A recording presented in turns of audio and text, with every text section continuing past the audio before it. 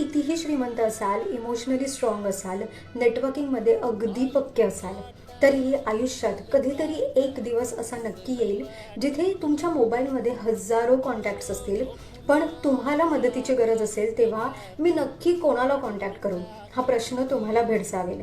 इतकी प्रतिकूल परिस्थिती निर्माण होईल की काय करावे हे सुचेनासे होईल. बुद्धीलाही गंज चढेल.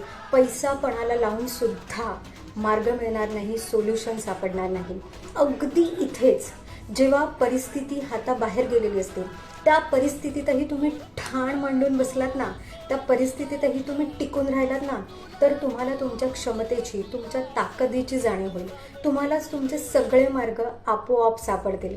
फक्त एका गोष्टीची सतत जाणीव असू द्या, आठवण असू द्या की जेव्हा कुणी नसतं ना, तेव्हा एक इम्पॉर्टंट व्यक्ती आपल्यासोबत नेहमी असते.